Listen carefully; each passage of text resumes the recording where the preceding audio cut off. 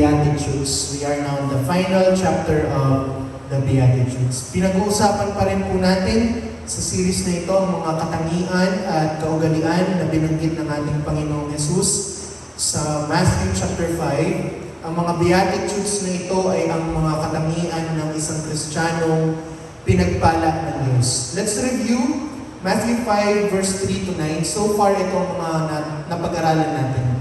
Blessed are the poor in spirit, for theirs is the kingdom of heaven. Blessed are those who mourn, for they will be comforted. Blessed are the meek, they will inherit the earth. Blessed are those who hunger and thirst for righteousness, for they will be filled. Blessed are the merciful, for they will be shown mercy. Blessed are the pure in heart, for they will see God. At ang huli natin pinag-aralan, blessed are the peacemakers, for they will be called children of God. Sa Tagalog, basahin natin lahat.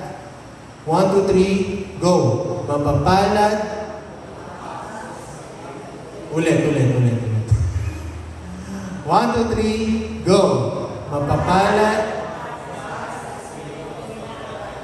Huwag mabilis. Mabagal lang.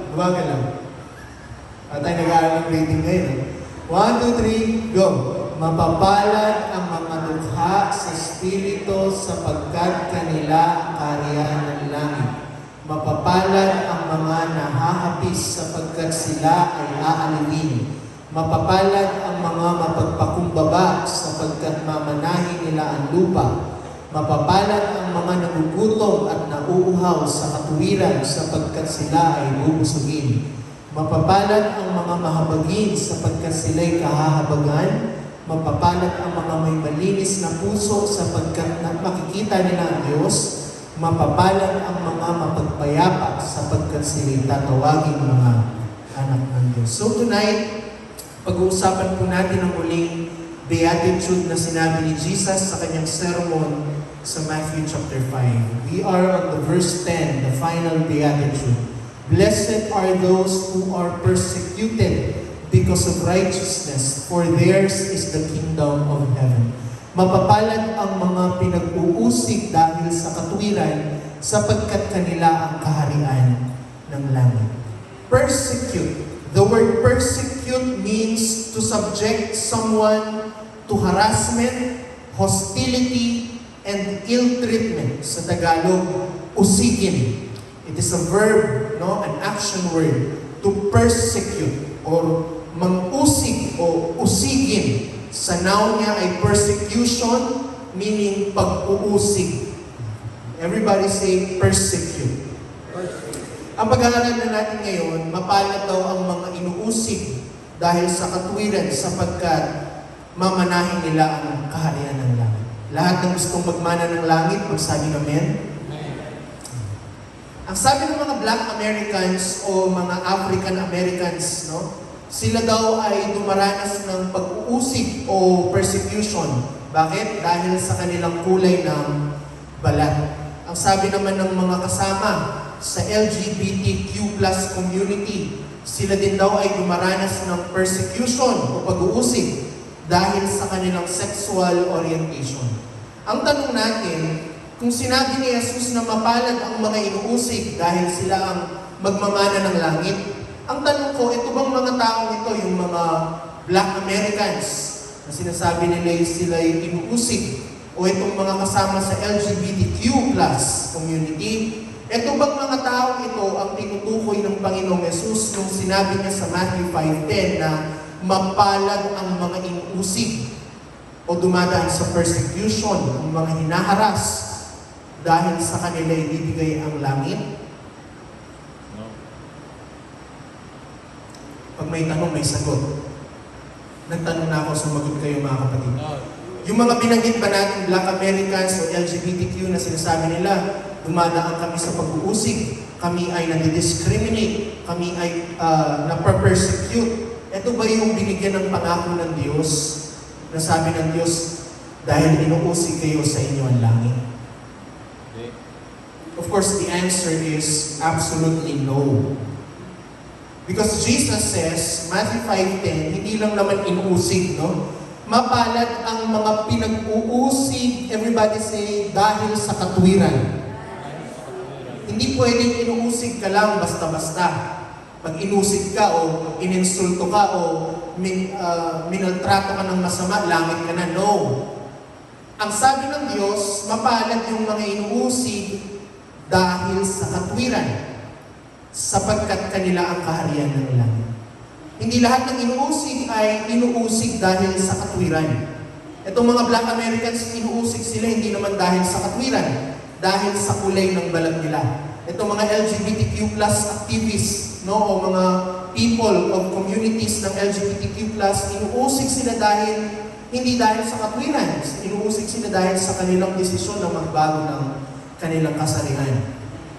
Pero ang mga taong ito ay hindi inuusig dahil sa katwiran. So sino ba yung mga taong tinutukoy ng Panginoong Yesus na silang mga inuusig ay magmamana ng langit? Para masagot natin yan, kailangan natin maunawaan kung ano ba yung ibig sabihin ng Panginoon nung sinabi niyang dahil sa katwiran. Paano ka ba mauusig dahil sa katwiran? Ang sagot po doon ay nasa following verse ng Matthew 5:10. Matthew 5:11. Blessed are you when people insult you, persecute you, and falsely say all kinds of evil against you because of me.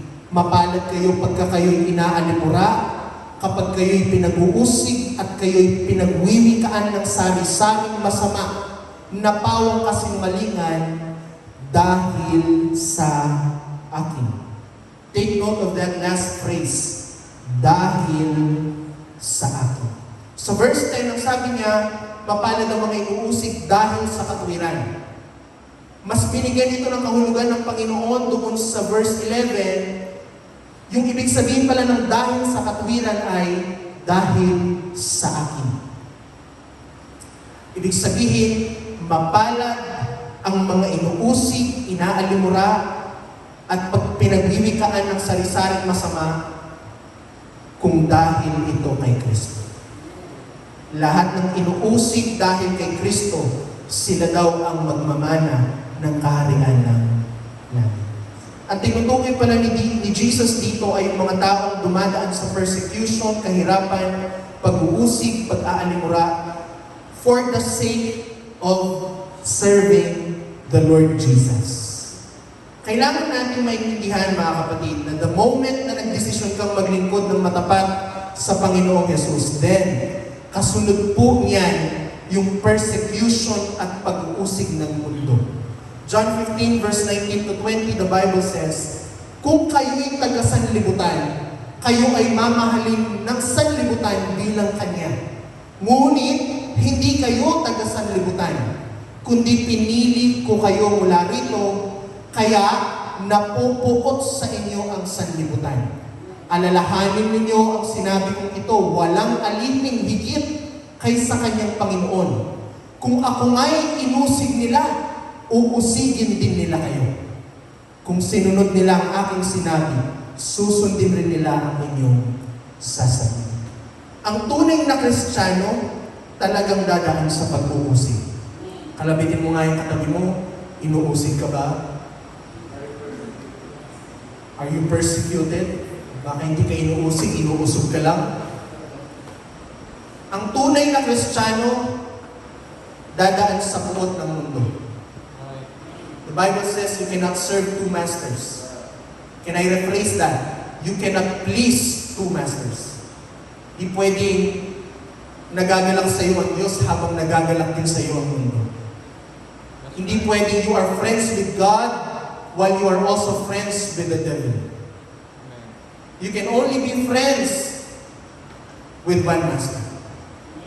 Kaya nga sabi ni Kristo, kung gusto ka ng mundo, baka taga-mundo ka.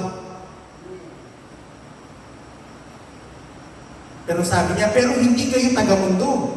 Kaya nga napupukot sa inyo ang mundo. That's right. Hello? Amen. Hello? Amen.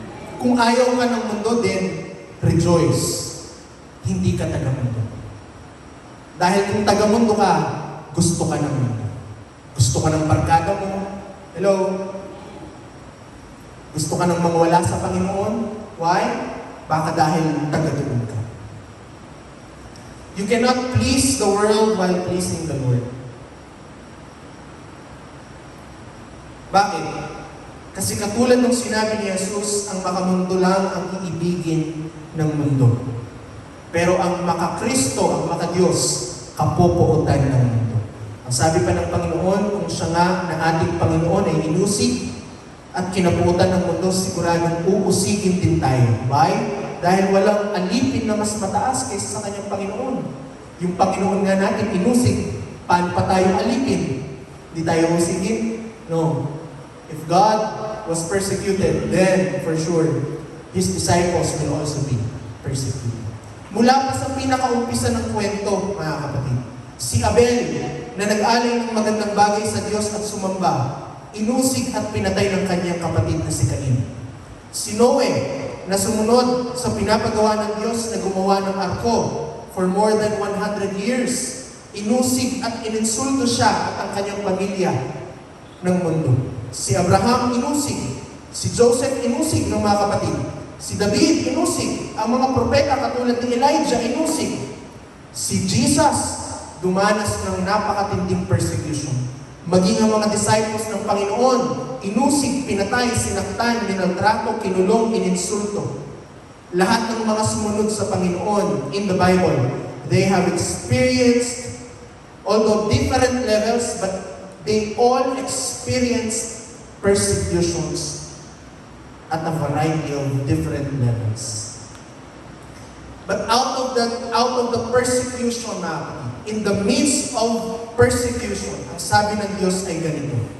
Matthew chapter 5 verse 12. Magsaya kayo at magalak sapagkat malaki ang inyong gantimpala sa langit. Alalahanin ninyong inusig din ang mga propetang nauna sa inyo. Hindi ba't natutuwa tayo kapag nag-aaral tayo ng salita ng Diyos, si David pinatay niya si Goliath? It is a story of victory. It encourages us. Amen? Hindi ba't natutuwa tayo nung si Job ay nalagpasan niya ang kanyang pagsubok sa buhay? It is a story of endurance, mga kapatid. It motivates us, it encourages us. Pero mahirap tanggapin na meron din maraming kwento ang mababasa rin natin sa Biblia na ang mga sumunod sa Diyos ay naghirap ng lubusan. Sometimes we only cherry-pick the good stories of the Bible, but we don't understand that life with Christ means a life with cross. Hello? Sa profile ko, sa Facebook, yung, di ba pwede kang maglagay na ngayon doon, bio. Yung bio ko doon, bear the cross as you wait for the crown. One song yun sa Elevation. Nakalimutan ko yung pangalan. You need to bear the cross. Kailangan mong buhatin ang krus habang hinihintay mo ang corona. In this life, mga kapatid, huwag kang magpalinlang sa demonyo. Ang buhay Kristiyano ay mahirap. That's right. Hello? Amen. There will be persecutions. Baka kasi masyado tayong nagre-relax pagdating ng tribulation at nandiyan na ang Antikristo, hinahanap mo pa rin yung magandang buhay na nakasanayan mo nung wala pa yung mga ganyang pagsubok. Pero palalahanan ko kayo, mga kapatid, there will be a time that our faith will be tested by God. Marahil hindi mo paramdam masyado ngayon, but there will be times that we will go through persecutions. But the promise of God is this: magsaya kayo at magalak sapagkat malaki ang inyong gantimpala sa langit. Ano yung danger ng Kristiyano hindi handa sa persecution? Yung reward niya nandito na. Hello? Yung danger sa Kristiyano, ang akala niya sa pagiging Kristiyano ay masarap at smooth na buhay. Yung reward niya nakuha niya na. Itong mundo. But for Christians who understands na sa buhay na ito, dadanas tayo ng pagsubok. Dahil may hinihintay tayong mas malaking reward. Magsaya kayo at magalak sapagkat malaki ang inyong gantimpala sa langit. At alalahanin natin ng mga nauna sa atin na naglingkod sa Diyos ay inusig rin ng mundo ito. Lahat ng willing dumaan sa persecution para kay Kristo, pwede ba natin palakpakan ng ating Diyos? Brother Jong, tanong ko lang po, Brother Jong, hindi ba pwedeng ang buhay Kristiyano masaya lang, walang paghihirap? Sinagot niya ng Panginoon, 2 Timothy 3:12, gayon din naman, ang lahat ng nagnanais na mamuhay ng matuwid bilang tagasunod ni Kristo Jesus ay daranas ng mga pag-uusig. Hello? Pwede ba natin sabihin, lahat? Parang ayaw na. Pwede ba natin sabihin, lahat? Amen? Kaya masasabihin ko to, kung hanggang ngayon, yung journey mo bilang Kristiyano ay masaya lang, at walang paghihirap at pag-uusig, may mali. Hello? Kung ang journey mo pa rin hanggang ngayon bilang Kristiyano ay bed of roses, may mali. Kailangan mong ipasuri sa Diyos ang puso mo dahil ang lahat ng nagnanais na mamuhay ng matuwid kay Kristo, daranas ng pag-uusig. Hello?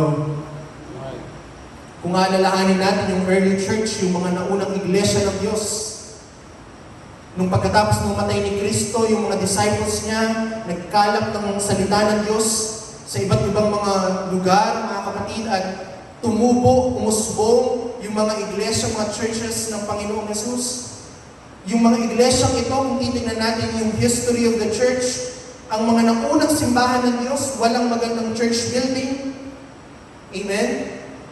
Walang maayos na music instrument, walang kisame na katulad niyan, walang blower, ni walang microphone, walang aircon. Madalas nga ay wala rin silang upuan. Dahil palipat-lipat sila ng lugar at nagtatago dahil yung mga Kristiyano ng panahon na yon ay hinahanap at pinapatay. Dumanas sila ng matinding persecution just for the sake of serving the Lord Jesus Christ. Kung babasahin natin yung mga sulat ni Pablo at ni Pedro sa mga simbahan na to, mauunawaan natin na dumanas po ng matinding sakripisyo at paghihirap ang mga iglesia ng Diyos para lang mapaglingkuran nila ang ating Panginoon. Tingnan niyo po ang ilan sa mga sulat ni Pablo at ni Pedro sa Church of Philippi, sa Book of Philippians. Ganito ang encouragement ni Pablo sa iglesia ng Diyos. Sabi niya, huwag kayong matakot sa inyong mga kaaway. Magpakatatag kayo sapagkat ito mismo ang palatandaan na sila ay mapapahamak at kayo'y ililigtas ng Diyos. Dahil ipinagkaloob niya sa inyo, hindi lamang ang manalig sa Kanya, kundi ang magtiis din naman alang-alang kay Kristo. Ito rin ang sulat ni Pablo sa mga Thessalonica. 2 Thessalonians 1:4. Kaya nga, sabi ni Pablo, ipinagmamalaki namin kayo sa lahat ng mga iglesia ng Diyos. Wow! Dahil sa inyong pagtitiis at pananampalataya sa gitna ng mga pag-uusig at mga kahirapang dinaranas niyo. Ang ganda po ng sulat ni Pablo sa Thessalonians. Sabi niya, kaya nga pinagmamalaki ko kayo sa lahat ng iglesia ng Diyos dahil matiisin kayo at puno ng pananampalataya. Ito naman yung sulat ni Pedro sa church ng Minor Asia, sa Pontus, Galatia, Cappadocia at Bithynia. Sa 1 Peter chapter 4, sabi ni Pedro, mga minamahal, huwag na kayong magtaka sa mabibigat na pagsubok na inyong dinaranas, na para bang ito'y hindi pangkaraniwan. Sa halip, magalak kayo sa inyong pakikibahagi sa mga paghihirap ni Kristo upang maging lubos ang inyong kagalakan kapag nahayag na ang kanyang kaluwalhatian. Pinagpala kayo kung kayo'y kinukot siya dahil kay Kristo. sapagkat sumasa inyo ang espiritu ng kalwalhatian, ang espiritu ng Diyos. Ngunit kung kayo'y magdusa dahil sa pagiging Kristiyano, huwag ninyong ikahiya ito. Sa halip, magpasalamat kayo sa Diyos sapagkat taglay ninyo ang pangalan ni Kristo. Wow. Grabe, no? Kung kayo'y magdusa dahil sa pagiging Kristiyano, huwag niyong ikahiya ito. Mga ibang Kristiyano ngayon, kinakahiya. Pag Sunday, grabing Kristiyano on fire. Pag Monday, kasama na ang tropa eh. Hindi na Kristiyano yun. Hello? Bakit? Kasi nakakahiya eh. Nakakahiyang malaman nila Kristiyano kay kasi Christian. Hindi uso, hindi trending. Hello? Pero sabi ni Pedro, kung kayo magdusa dahil sa pagiging Kristiyano, huwag niyong ikahiya. Sa halip, pasalamat kayo sapagkat taglay ninyo ang pangalan ni Kristo. Sa mga sulat na ito, maiintindihan natin na mga naunang iglesia ng Diyos ay talagang humarap sa malalaking pagsubok, matinding pag-uusig. Kaya nga, habang pinag-aaralan ko po yung lesson na ito, hindi ko maiwasang mapaisip. Sabi ko, kung buhay pa kaya si Pablo, si Pedro, sa panahon natin ngayon, at magpapadala din sila ng sulat sa JAD Church. 1 Magalang, chapter 1, verse 2. Ano kaya ang laman ng libro na yun? Sa Book of Magalang, JAD. Masasabi rin kaya ni Pablo at ni Pedro na pinagmamalaki ko ang iglesyang yan. Matutuwa rin kaya sila sa ating paglilingkod at masasabing pinagpala ang iglesyang yan. Dahil nasa kanila ang pangalan ni Kristo. O baka ang isulat pa nila ay puro sermon. Kasi pag nabasa nila, nakita nila yung mga nandun sa ating social media. Di kayo manggigil si Pablo at pumunta at sumugod sa Magalang at manyermo sa ating mga.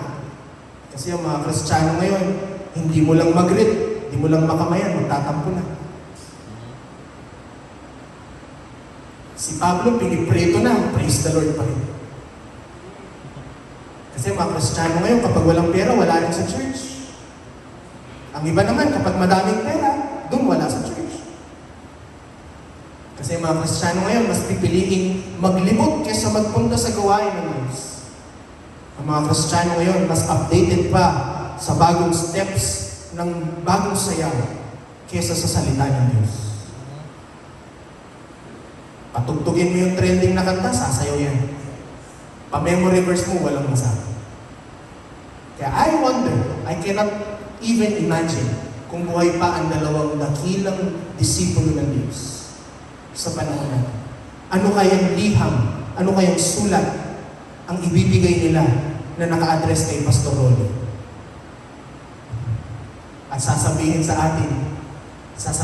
kaya sa atin ni Pablo at ni Pedro na pinagmamalaki ko ang iglesia niyo. Ang Kristiyano ngayon, hindi na pwedeng turuan.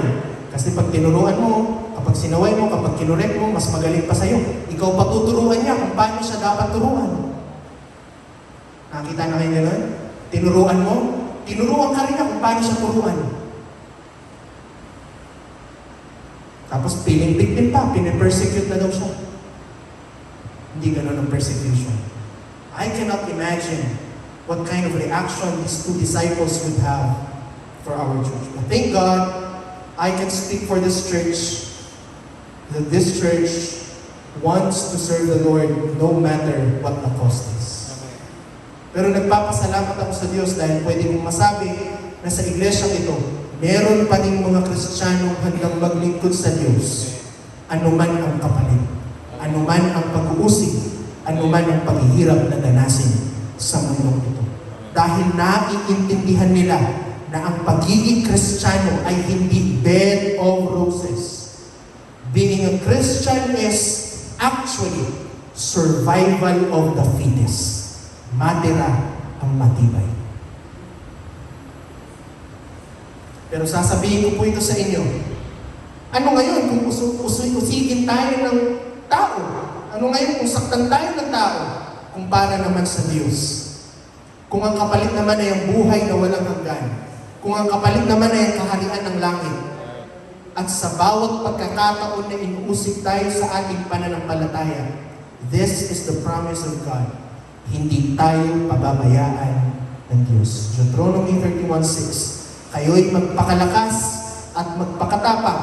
Huwag kayong matakot, ni mangilabot. Grabe yung utos ni Lord, no? Kahit mangilabot, huwag kayong mangilabot.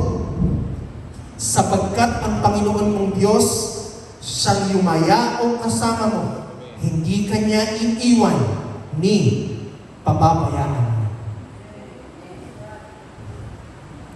Sino na dito yung inusig? Sino na dito yung ininsulto, sinaktan, sinabihan ng masama ng dahil sa paglilingkod niya kay Kristo?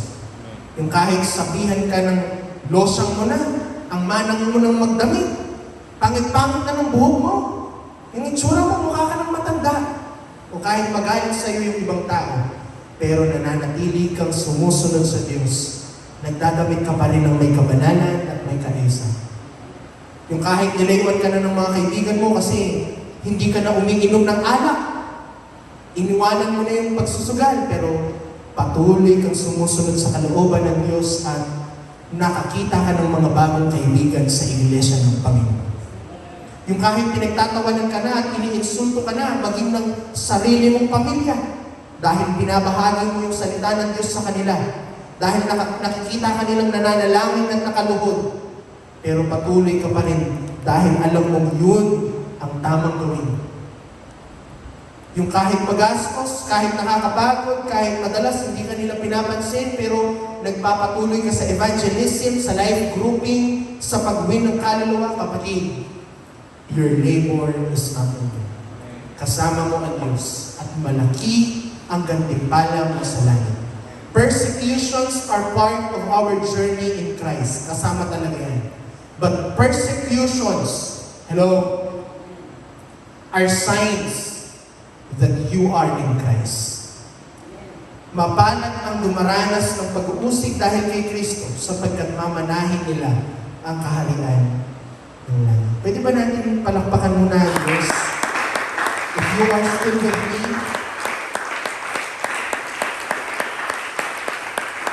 praise God for the persecutions. Praise God for our struggles tonight. Kung nararanasan mo yung pag-uusig dahil kay Kristo, gusto kitang i-encourage sa bagay na ito. Hindi tayo taga rito. It might be a simple phrase to you, but it has a power to encourage you.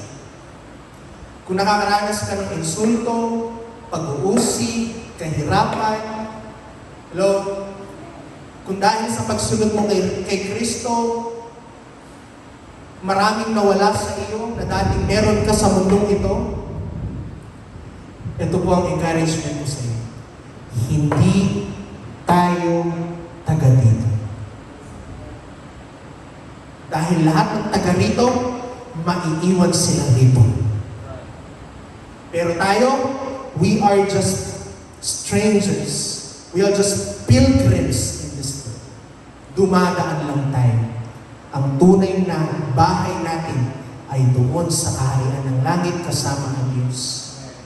And this is just a passing place. Heaven and earth shall pass away, but the words of God will remain.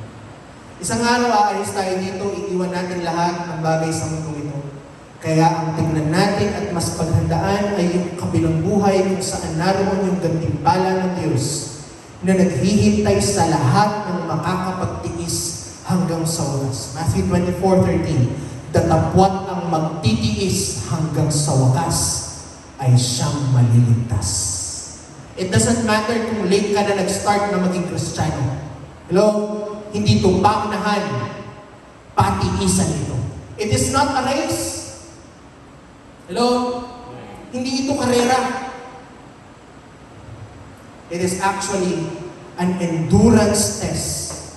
Kung sino ang magtiis, siya rin ang maliligtas. Kaya, pwede mo ba kalabitin yung katabi mo? Pagtiisan natin, kapatid. Kalabitin mo yung katabi mo, sabi mo, pagtiisan natin. Ano mang pagsubok, ano mang discouragement na meron tayo ngayon, pagtiisan natin. Ano mang masasakit na correction, tanggapin natin, ikakabuti natin. Ano man yung mga pagsubok na dumarating, ikatitibay natin yan. Hello?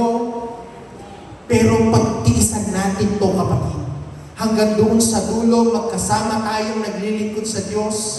Hanggang sa dulo, doon tayo, pupunasan natin ang ating mga luha at sasabihin, kapatid, sa wakas, nandito na tayo sa finish na yun. Hindi tayo sumuko, hindi tayo nag-give up. Every day, dumaranas tayo ng persecution, but doesn't matter, mga kapatid. We focus our eyes on the goal. Kung inuusig ka dahil sa pananampalataya mo kay Kristo, magalak ka at matuwa dahil tunay kang anak ng Diyos na magmamana ng kanyang kaharian. Lahat ng natutuwa, pwede ba natin palakpakan ng ating Panginoon?